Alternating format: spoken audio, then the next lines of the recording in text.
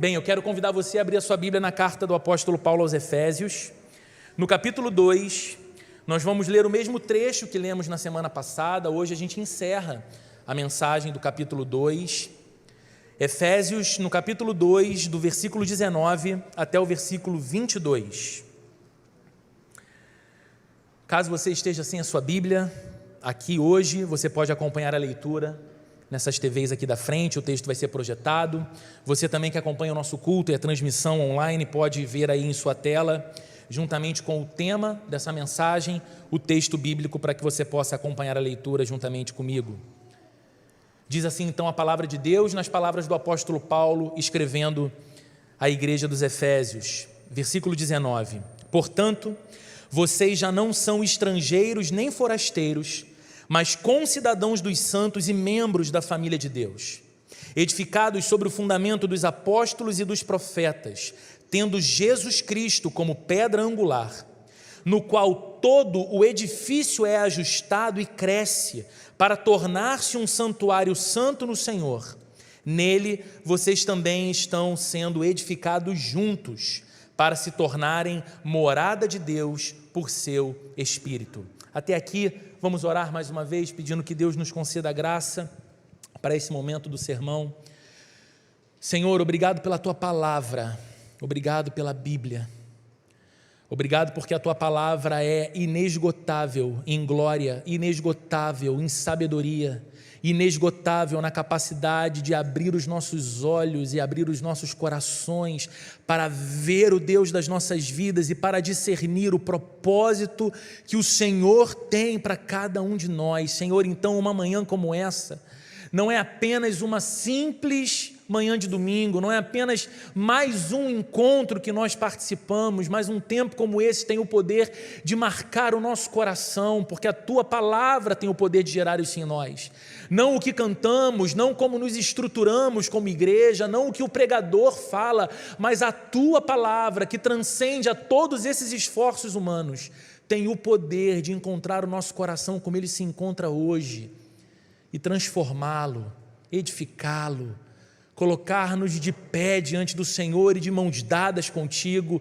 Então, Senhor, cumpre o Teu propósito nessa manhã, fala ao nosso coração, desde os nossos pequenos aqui no segundo andar, cada criança que ouça a preciosa voz do Salvador Jesus, que ame a Jesus, e cada um de nós sentados nesse auditório e cada pessoa acompanhando essa transmissão agora, Senhor, que a Tua palavra ecoe e reverbere em nossa alma e possamos dizer a respeito desse encontro: foi um encontro com Deus, foi um encontro onde eu ouvi a voz do meu Senhor. Oramos assim em nome de Jesus, amém e amém. Queridos, muito provavelmente você já ouviu aquele antigo provérbio chinês que diz que uma imagem vale mais que 1000 palavras. Você já ouviu isso, não é? É muito antigo, é um dito atribuído ao filósofo chinês chamado Confúcio. Mas essa frase, ela é tomada, ela é usada pelas grandes agências de publicidade, por exemplo, quando elas pensam nas campanhas comerciais dos seus clientes. Quando você vê um comercial na TV, você sabe que o tempo na TV ele é muito caro, então propagandas têm 10, 15, quando muito 20 segundos. E nesse curto espaço de tempo, precisa-se dizer muita coisa. Convencer alguém a adquirir um produto, convencer alguém a viver uma experiência que é sugerida por aquele anúncio comercial, e é então que as agências de comunicação, propaganda e marketing se valem das imagens.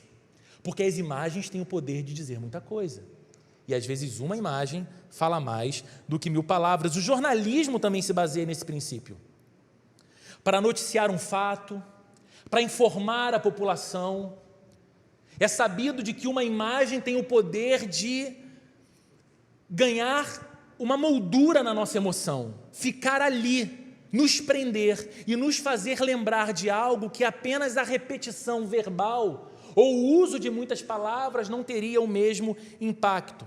Eu não sei se você vai lembrar, mas, por exemplo, No mês de junho de 1989, uma imagem ficou marcante e rodou o mundo inteiro.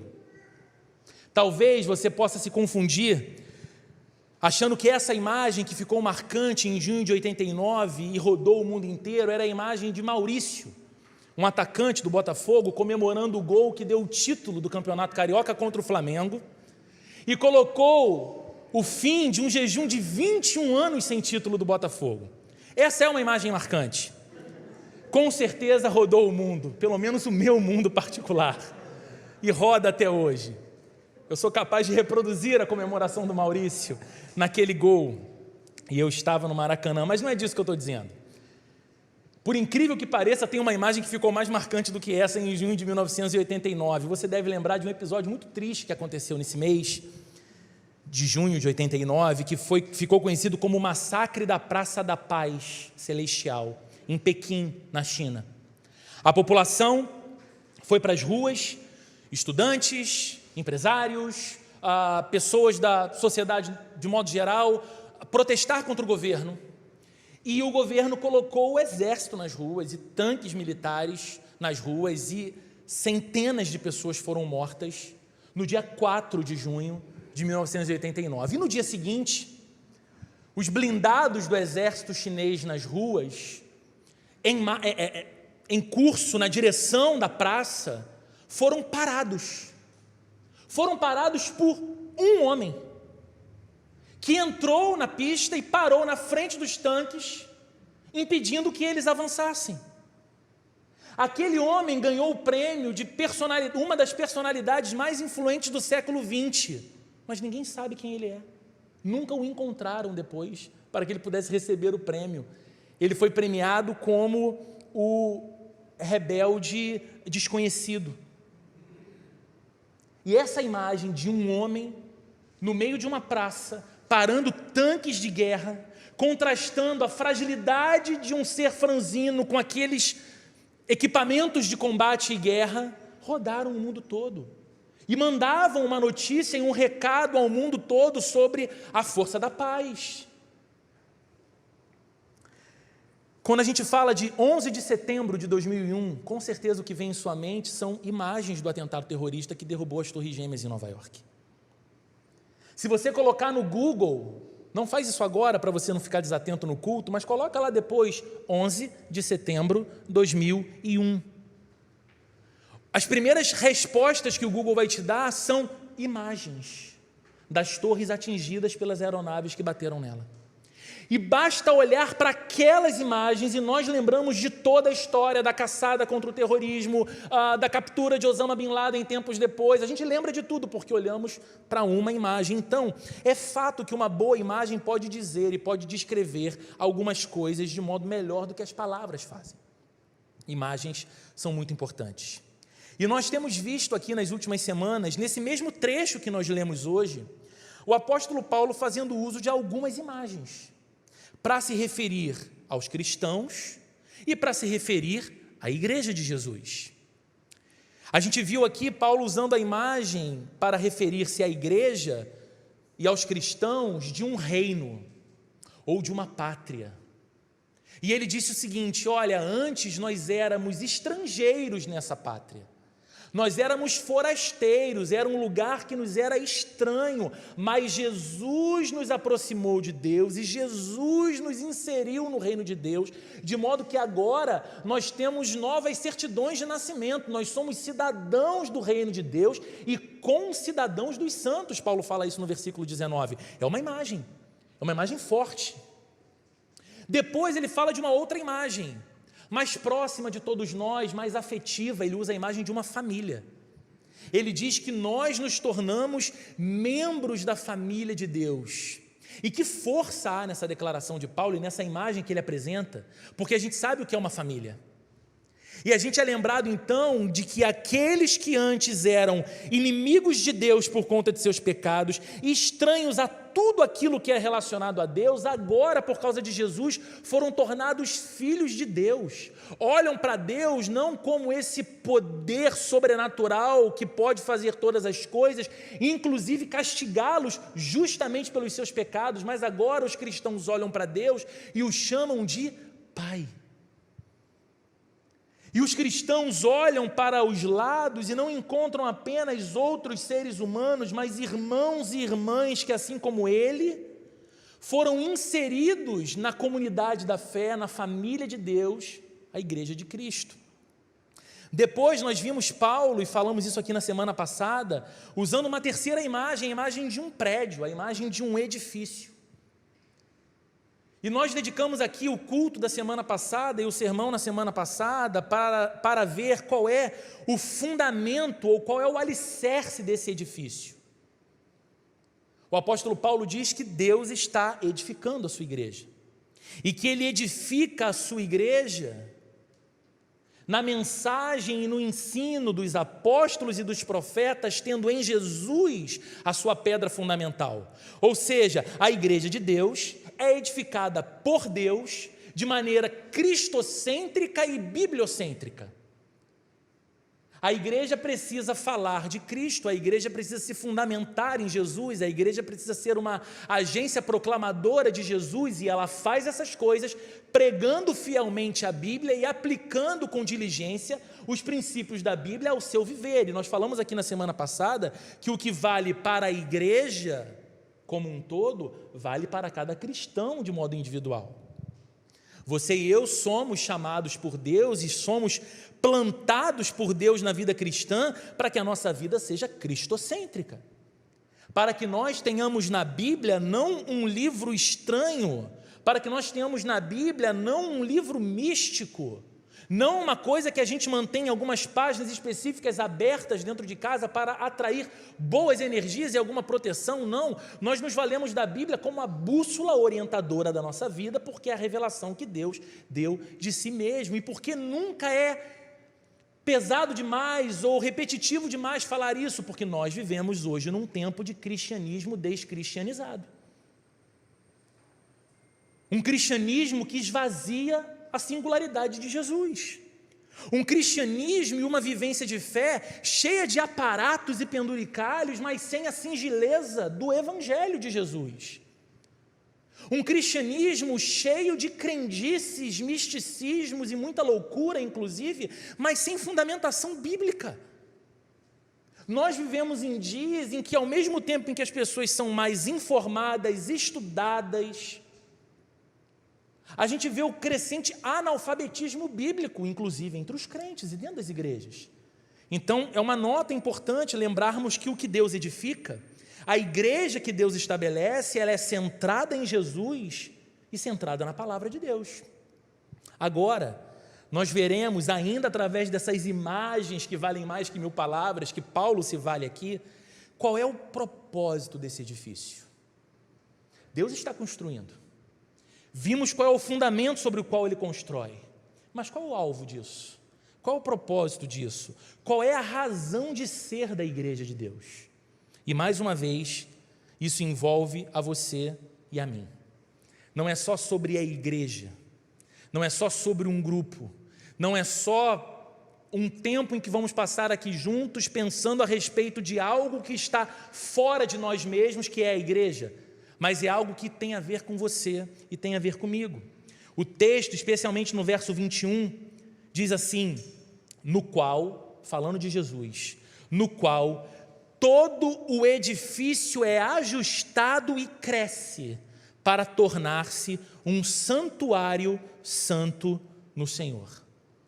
Bem, cada cristão alicerçado em Jesus, cada homem e mulher rendidos ao Evangelho de Cristo, que confessam que Jesus é o seu Senhor e é o seu Salvador, e mais do que essa confissão verbal, fazem de Jesus o fundamento de suas vidas, cada pessoa dessa constitui um bloco nesse edifício que Deus está edificando. E esse edifício, segundo esse texto, tem um único propósito. O propósito de Deus ao edificar a sua igreja é torná-la uma casa para Ele habitar. O propósito e a razão de ser da igreja é ser uma casa de Deus, um lugar para a sua habitação. Agora, olha que coisa bonita que a Bíblia diz aqui. De acordo com esse texto, a unidade da igreja e o crescimento da igreja caminham juntos, e Jesus é o segredo de ambos. Olha o que o texto está dizendo: todo o edifício, que é a imagem que Paulo está usando para falar de igreja, um edifício construído por Deus, todo o edifício é ajustado e cresce. Quando fala de edifício ajustado, imagine naquela construção, cada bloco sendo edificado, e o quanto aqueles blocos precisam ser ajustados entre si, para que aquela obra seja uma obra segura, para que ela chegue ao seu objetivo final. E aqui Paulo está dizendo que essa construção de Deus, alicerçada em Jesus e na palavra, em Jesus todo o edifício é também ajustado. Está falando da nossa unidade, mas não apenas da unidade, também do crescimento. Ou seja, a não ser que esteja constantemente relacionada com Jesus, a unidade da igreja tende a se desintegrar. E eu queria que você prestasse muita atenção nisso, nessa manhã. Exceto que esteja constantemente vinculada a Jesus, edificada sobre Jesus, a unidade de uma igreja tende a se desintegrar, se desfazer, e mais, o crescimento da igreja, possivelmente de duas uma, ou ele cessará, ou ele se dará de modo desordenado e perigoso. Então o que Paulo está falando aqui é muito sério, porque é sobre Jesus que o edifício é bem ajustado. O que me une a você como um outro cristão, o que me une a você dentro da igreja que nós chamamos de comunidade da fé, não é e não pode ser, em última instância, o grupo de afinidades que nós temos, seja essa afinidade relacionada ao nosso ambiente de convívio social, seja essa unidade relacionada ao momento de vida que nos encontramos. Olha, a gente tem um momento de vida muito parecido, filhos na idade parecida, profissões e ambientes de circulação na sociedade muito parecidos uns dos outros. Seja essa nossa afinidade, uma afinidade inclusive doutrinária ou denominacional, todas essas coisas, se forem o fundamento principal da comunhão e da unidade entre os cristãos, essas coisas tendem a se desintegrar, porque o meu poder de divergir de você é enorme. A minha capacidade de me sentir desagradado por você, que não pensa exatamente como eu, não se porta exatamente como eu, é enorme. O que nos torna um edifício ajustado e unidos é o fato de estarmos centrados e edificados em Jesus.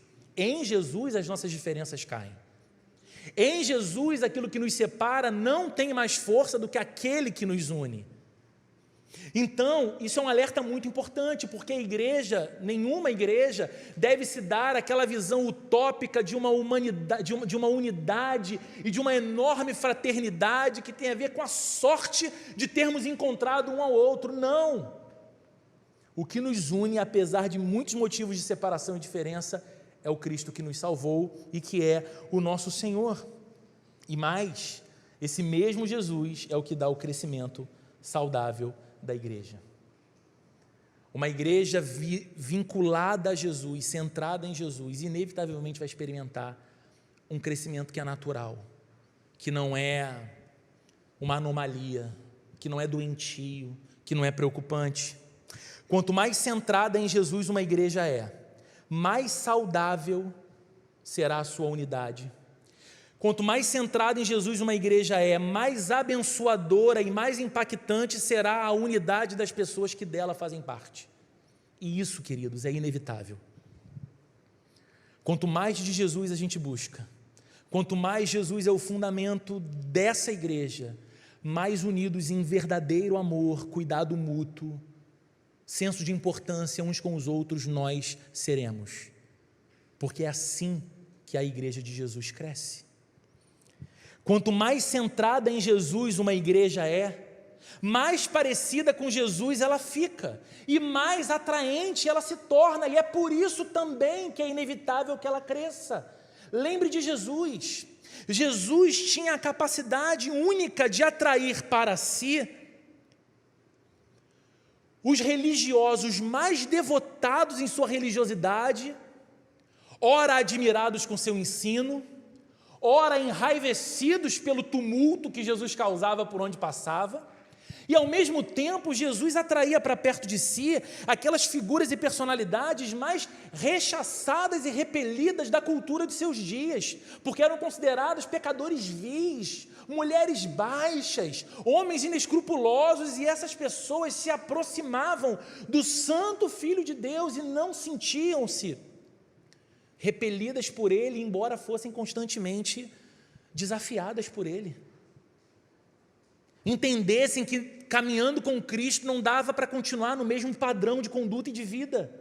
E graciosamente elas desejavam a mudança porque viam em Jesus o poder da mudança. Então, queridos, quando uma igreja ela está edificada sobre Jesus, não apenas verbalmente, não apenas num documento que ela precisou criar para ter personalidade jurídica como igreja, mas quando o fundamento de uma igreja é ser parecida com Jesus, ela se torna mais parecida com Jesus. E quanto mais parecidos com Ele, mais capacitados a atrair como Jesus atraía, nós seremos. E a igreja vai continuar sendo esse edifício de Deus que cresce. E aí a gente precisa fazer uma pergunta. Essa unidade e esse crescimento da igreja apontam para qual direção? Ok, a igreja precisa ser centrada em Jesus e precisa ser bíblica. E agora Paulo diz que quanto mais isso é uma verdade, mais essa igreja vai experimentar comunhão, unidade, e ela também vai crescer. Para quê? Estas coisas, essa unidade entre nós e esse crescimento em nosso meio, darão em quê? E o próprio apóstolo Paulo responde isso na sequência do verso 21. Olha o que ele diz de novo no verso 21, no qual todo o edifício é ajustado e cresce, objetivo agora, para tornar-se um santuário santo no Senhor. O apóstolo está usando um pleonasmo aqui, sim. Ele está se repetindo, sim, intencionalmente, para mostrar o maior propósito da igreja, tornar-se um santuário santo no Senhor. Veja que interessante, embora ele diga que a igreja cresce, ele nada fala sobre o seu tamanho. Então a Bíblia tem uma tendência de frustrar as nossas métricas. A gente tem uma métrica para crescimento que geralmente tem a ver com número de pessoas, com a estrutura física que a gente consegue ir equipando e dizendo, olha, essa igreja está crescendo. E sim, essa é uma medida de crescimento desejável. Sim, é muito legal que à medida que mais pessoas cheguem, mais estrutura a gente tenha para receber melhor, para ensinar melhor, para acolher melhor, para servir melhor a comunidade e a cidade. Isso tudo é maravilhoso, mas isso não é o principal quando se trata biblicamente do crescimento da igreja. Note que Paulo fala que esse edifício de Deus, ele cresce, mas ele não fala dos detalhes da sua arquitetura. Ele não fala absolutamente nada sobre a natureza dos seus eventos. Ele não fala sobre a localização estratégica do seu endereço no determinado bairro, ou no pé direito do seu auditório, ou na iluminação e nas cores das paredes, ou na tecnologia presente no culto, ou na ausência da tecnologia presente no culto. Paulo não está falando desses detalhes, nada nesse edifício que Deus está construindo, segundo esse texto, parece servir para exibição exterior. Se for pelo crivo do olhar, a gente não vai conseguir ter toda a certeza de que esse é um edifício que cresce, de que essa é uma igreja que cresce. No entanto, o apóstolo diz que a igreja deve tornar-se um santuário santo, e que essa, sim, é a sua grande marca.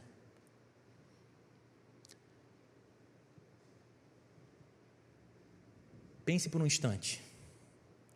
A igreja pode ser grande, ou a igreja pode ser pequena. E não deve haver em nós aquele pensamento de que igreja pequena é que é a igreja boa, igreja grande é a igreja ruim, ou igreja grande é a igreja boa, igreja pequena é a igreja ruim. Porque existem igrejas grandes muito ruins, existem igrejas grandes muito boas, e existem igrejas pequenas muito boas, existem igrejas pequenas muito ruins.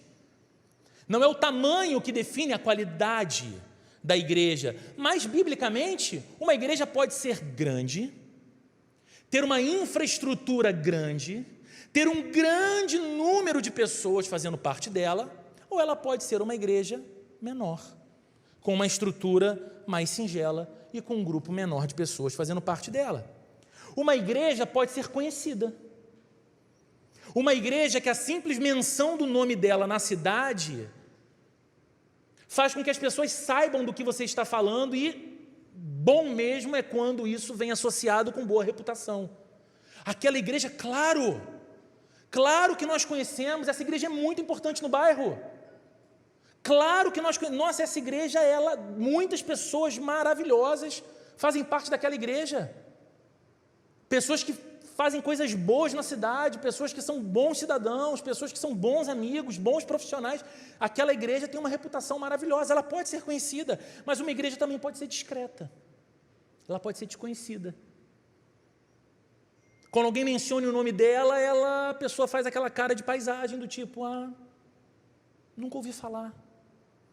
E biblicamente isso não é um problema. A característica dela ser conhecida ou dela ser desconhecida. Uma igreja pode ser rica, ou uma igreja pode ser humilde. Uma igreja pode estar plantada numa região de grande concentração de riqueza, de uma cidade. Nós conhecemos, nós estamos de alguma forma, quando você olha para o Rio de Janeiro como um todo, nós estamos num desses bolsões de riquezas e grandes oportunidades. E uma igreja pode ser marcada por isso, ela tem mais recursos. Porque as pessoas têm mais recursos. Mas uma igreja também pode ser pobre. Ela pode ser tão igreja quanto a boa igreja rica, plantada numa comunidade muito carente, onde poucas ações e iniciativas do governo chegam para beneficiar o povo, e ali exista uma singela, porém maravilhosa igreja, humilde igreja, plantada. A igreja pode ter todas essas características, grande ou pequena, influente ou não, rica ou pobre, mas a característica inegociável da igreja é que ela seja santa. Disso Paulo fala, disso a Bíblia diz.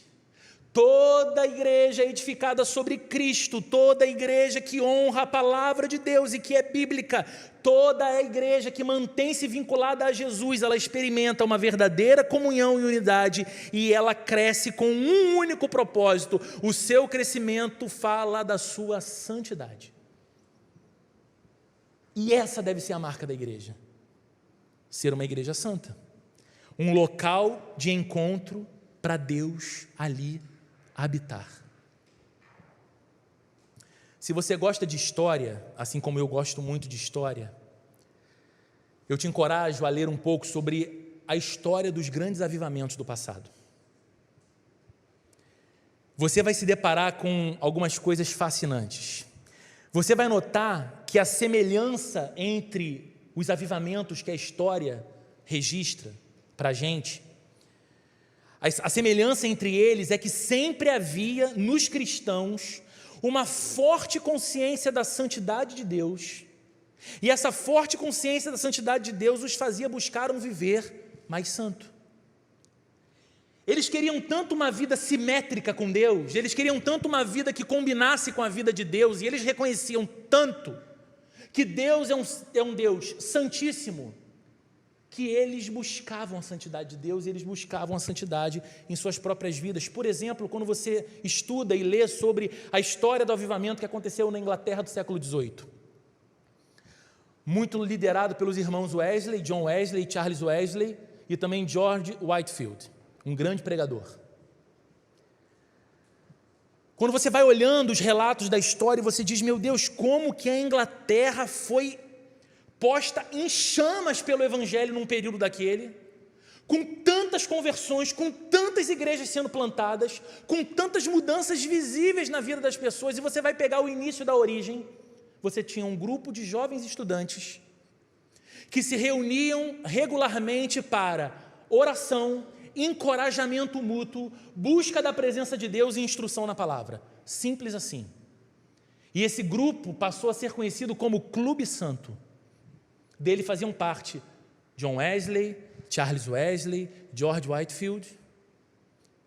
E o que acontece a partir dali é que esses homens com o coração cheio da presença do Espírito Santo e com as mentes preparadas pelo conhecimento das Escrituras, foram às ruas para pregar o Evangelho. E, gente, literalmente, a história nos diz que por semanas e meses, todos os domingos pela manhã, 7 horas da manhã, no meio de uma grande praça pública da Inglaterra, George Whitefield subia nos caixotes de madeira e pregava para uma audiência, repito, às 7 da manhã de domingo, de 5 a 7 mil pessoas, sem microfone.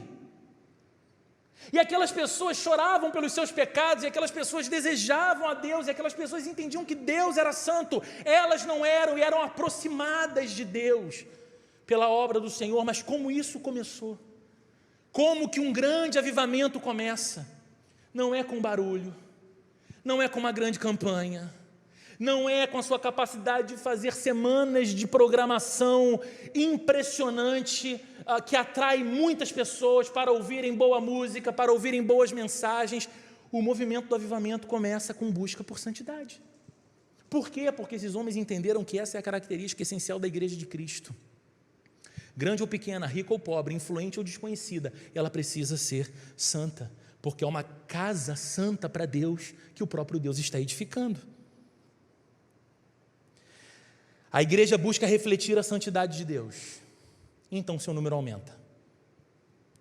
A igreja está tão cativada pelo ser de Deus, ela é tão amante de Deus, que ela começa a refletir o caráter de Deus em sua própria vida. E o seu número começa a aumentar, porque é o próprio Deus quem envia os outros blocos que compõem esse edifício santo. Mas, queridos, quando a igreja tenta crescer sem santidade, ela até consegue se tornar uma grande organização. É possível. Com boa gestão, com recursos, você consegue fazer um belo trabalho. Se uma igreja tenta crescer sem santidade, ela até consegue se tornar uma grande organização com incontáveis atividades, com muita programação e entretenimento religioso para você, para sua família, para os seus amigos, porém, dificilmente ela será esse lugar onde Deus habita. Porque ela planejou um crescimento, ela fez as estratégias do crescimento e ela desconsiderou aquilo que é mais essencial quando a igreja cresce.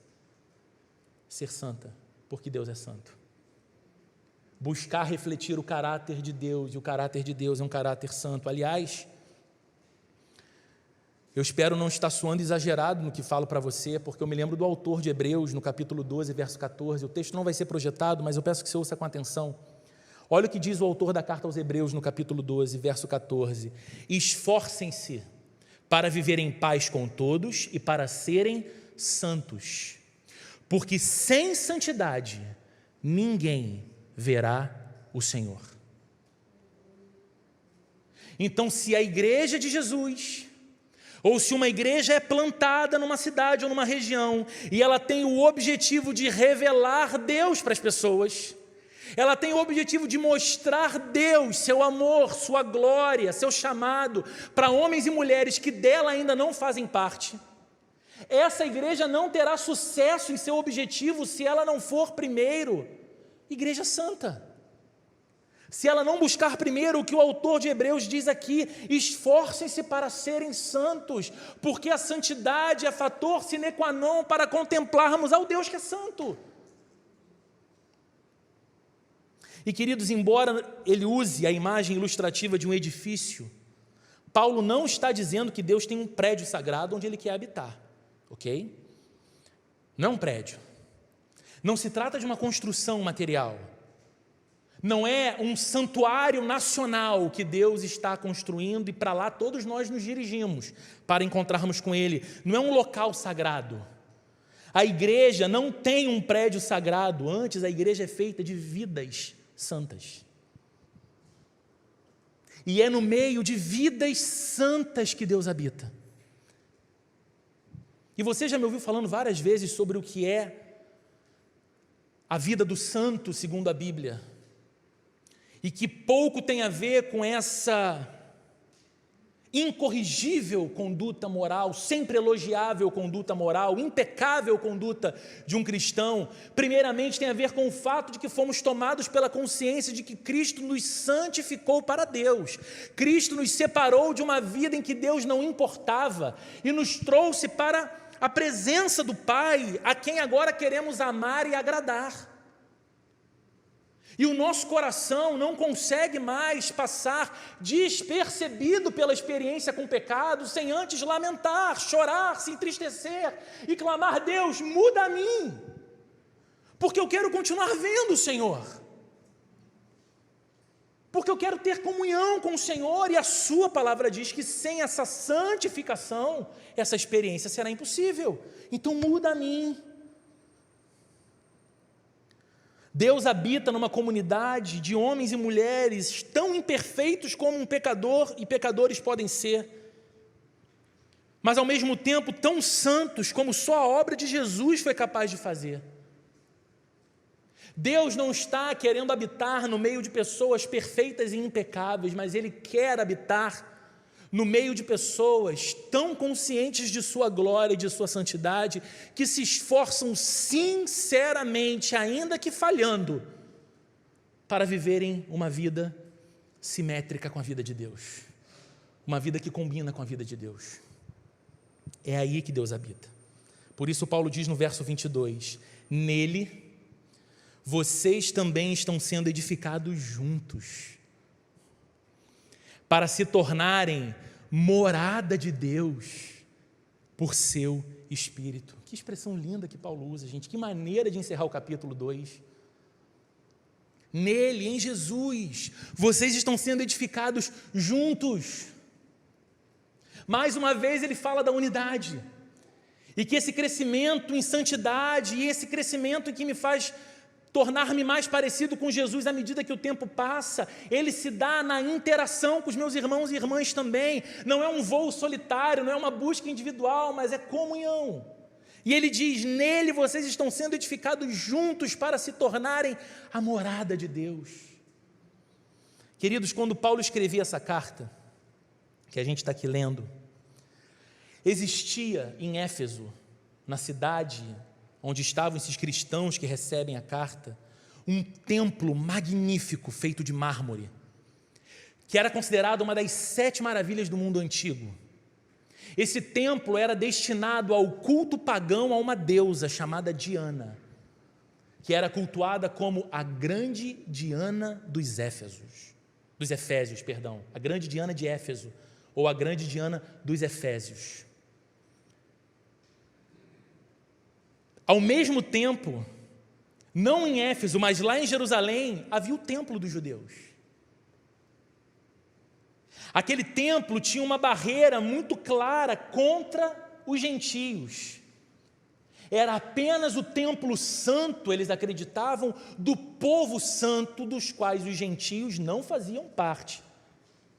Só que enquanto Paulo escrevia essa carta, eles deixavam de entender que aquela barreira não era mais apenas contra os gentios, mas era também contra o próprio Deus, que não se manifestava mais na glória do templo feito por mãos humanas, mas que revelou a sua glória na face de seu Filho Jesus, o Messias prometido.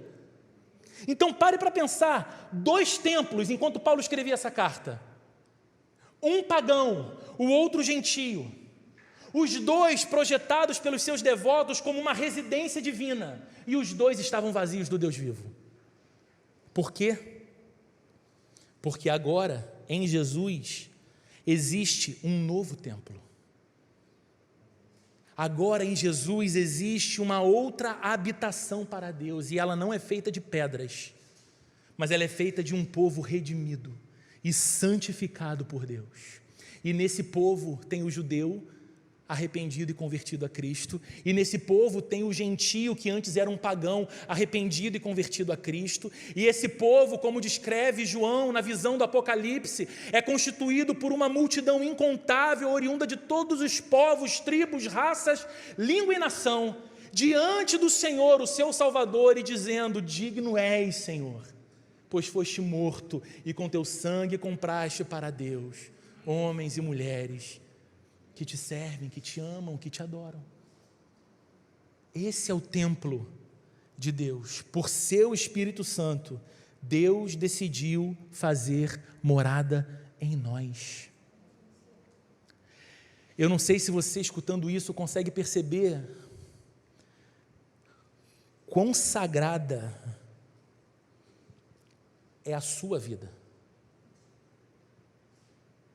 E esse aqui não é um discurso encorajador para que você saia daqui se sentindo massageado em suas emoções e mais feliz. Isso é o que a Bíblia está dizendo a você e a mim.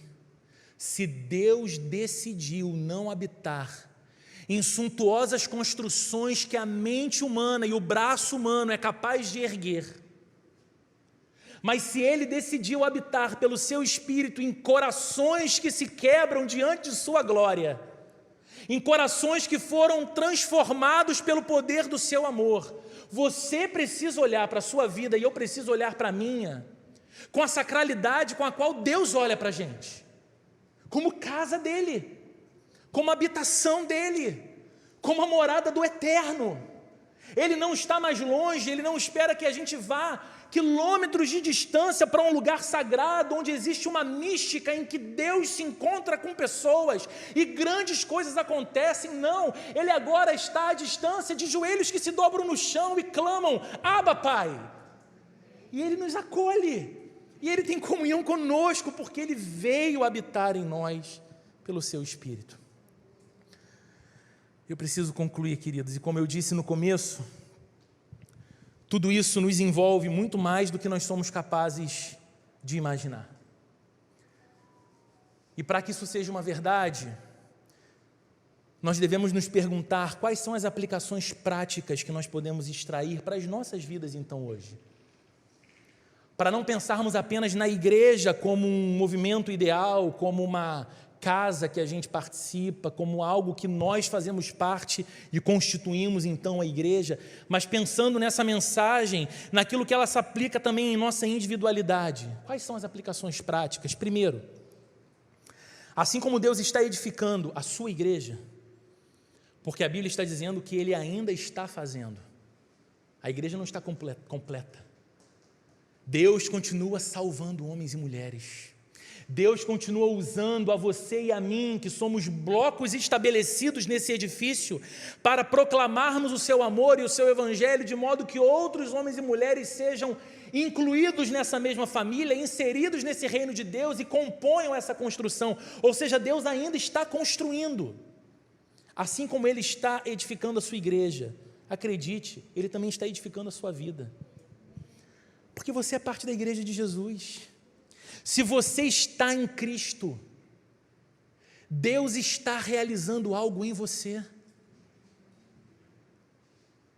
Se você está em Cristo e você foi inserido na igreja de Cristo, e o propósito maior da igreja de Cristo é ser uma casa santa onde Deus habita, Deus está trabalhando em você, de modo que o seu espírito se aproxime dele, de modo que o seu caráter se pareça com dele, de modo que você se torne cada vez mais parecido com Jesus. Então Ele está trabalhando.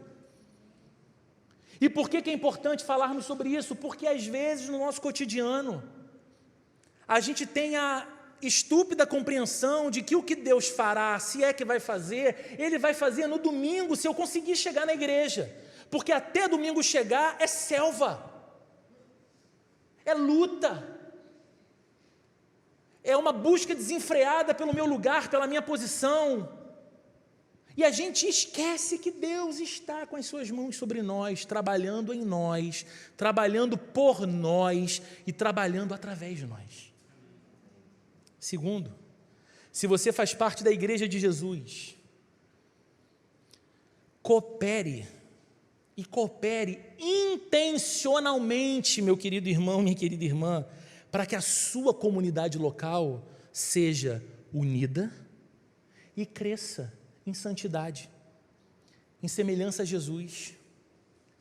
Não fica nesse lugar estranho, como quem está na arquibancada assistindo um espetáculo e dando as notas e dizendo: olha, fator comunhão, nota 7,5, fator santidade, nota 6,5, porque tem umas pessoas ali que claramente não me agradam pela sua conduta. Se você foi inserido na igreja de Cristo, permita-se sujar suas mãos, se envolva. Seja alguém que diga: Senhor, no que depender de mim, a sua igreja e a comunidade a qual eu faço parte vai ser marcada pela unidade que é centrada em Jesus e no amor entre os irmãos. E eu vou zelar pelos meus irmãos, eu vou me importar com eles, eu vou orar por eles, eu vou cuidar e eu serei cuidado. Eu vou me importar e alguém se importará comigo. No que depender de você, coopere para que a igreja seja santa. Como, Roberto? Santificando a sua vida. Buscando ser parecido com Jesus em cada área da sua vida. Terceiro, lembre-se todos os dias de que a sua vida é muito mais espiritual do que a sua rotina cotidiana muitas vezes quer sugerir para você. Deus decidiu habitar em você pelo seu Espírito. E como você tem cuidado da casa de Deus? E agora, essa pergunta ao seu coração não tem a ver com o quanto você tem se envolvido com esta comunidade que se configura como casa de Deus para nós também, sim. Mas você individualmente, como templo, como santuário santo no Senhor, como você tem cuidado desse templo para Deus morar? Você tem sido levado pela sua consciência de que é essa morada de Deus, que o Espírito Santo habita em você, e que o seu chamado e o meu chamado, como diz a Bíblia, é que nós não entristeçamos o Espírito de Deus, que o seu chamado e o meu chamado, segundo a Bíblia, é que a gente ande em Espírito e alimente aquilo que é do Espírito, porque só assim nós não vamos fazer, segundo o conselho do apóstolo, as vontades da nossa carne, mas as vontades do Espírito. E você faz isso não como quem barganha ou negocia, ou como quem se interessa em algo que Deus pode fazer e dar para você, mas como alguém que tem a consciência de que se tornou morada do Eterno. Isso é tão misterioso quanto pode ser, mas é tão glorioso também, queridos. Deus preferiu você e a mim do que os mais suntuosos templos que não o impressionam. Eu lembro da oração de Davi dizendo: se sacrifícios e holocaustos tu quisesses, eu os daria, mas sacrifício e holocausto para ti é um coração contrito e quebrantado. A um coração quebrantado tu não resistes, ó Deus. Deus não está esperando grandes obras de você, meu amigo. Deus não está esperando grandes feitos de você, minha amiga. Deus está esperando um coração tão humilde diante dEle, ao ponto dEle habitar ali, ter comunhão com você e transformar você no que Ele quer. Então lembre disso. A sua vida é muito mais espiritual do que você tem pensado ultimamente. Mas eu falo também a você que de alguma forma me ouviu e ouviu até aqui, seja estando presente nesse lugar, seja ouvindo a mensagem pela transmissão. De alguma forma, alguém que te ama muito te convidou para estar aqui, ou alguém que te ama muito te enviou o link dessa transmissão, ou você tem sentido nos últimos tempos um estranho desejo no teu coração por escutar sobre Jesus e por talvez estar perto de uma igreja, mas você olha para a sua própria vida e diz: bem, eu não sou essa pessoa que teve um encontro real com Jesus, eu não me considero alguém da igreja. Eu preciso te dizer que se você deseja que a sua vida experimente, conheça o verdadeiro propósito para o qual ela foi criada, e se você deseja ver Deus se movendo na sua vida, se até aqui para você Deus pareceu uma realidade tão distante, e você se sentiu tão sozinho e tão sozinha, nas suas lutas, desafios, tristezas e perplexidades, e o que você deseja, de acordo com o que foi dito aqui, é ver Deus tão perto, tão dentro, tão próximo, que Ele guie cada passo seu e conduza a sua vida, mova-se em você e mova-se através de você. Se você deseja isso, você precisa render o seu coração para Jesus. Por quê? Porque só Jesus perdoa pecados. E você é um pecador, uma pecadora, como eu sou um pecador. E o que soluciona o nosso problema, porque o pecado é um problema enorme, porque ele nos afasta e nos manterá eternamente afastados de Deus. O que soluciona o problema do pecado é aquele que morreu em nosso lugar para pagar pela culpa dos nossos pecados. Então, quando você reconhece que Deus é santo e você não, e você entende a oferta gratuita do Evangelho e do amor de Deus, te oferecendo uma vida que você não merecia, mas que Ele graciosamente, cheio de amor, te oferece, você deve, em humildade, dizer: Jesus, eu rendo meu coração e eu entrego ele ao Senhor. Eu quero ser teu. Roberto, quando eu devo fazer isso? Agora. Roberto, como eu devo fazer isso? Levantando a mão, ficando em pé, indo na frente, alguém vai colocar a mão em mim, vão orar por mim? Não, porque a Bíblia não diz que você deve fazer isso hora nenhuma. Não existe um momento de uma pregação em que é dedicado ao apelo, porque se uma pregação for bíblica, ela toda é cheia de apelo. Porque ela toda fala do Deus que chama homens e mulheres ao arrependimento e a uma nova vida. Então, o que você precisa fazer?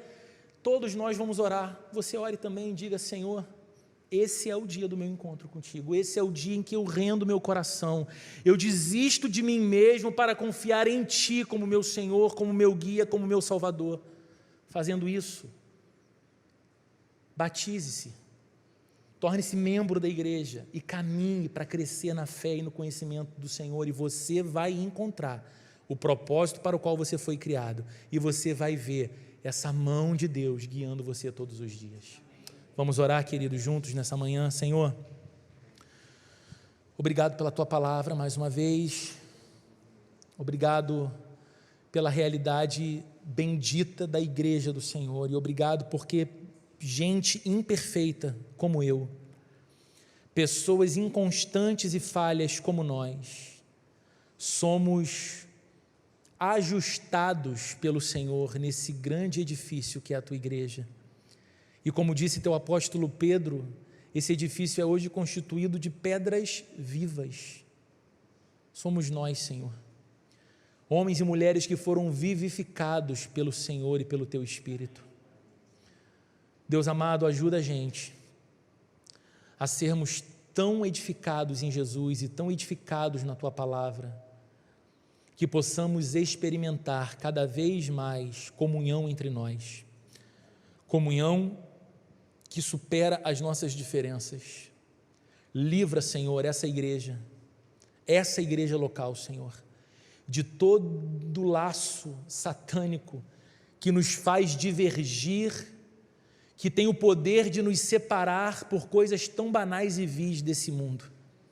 Que os nossos gostos particulares, sejam eles de que origem forem, nunca sejam maiores do que o nosso amor uns pelos outros, amor que tem como vínculo e aliança maior o Senhor Jesus.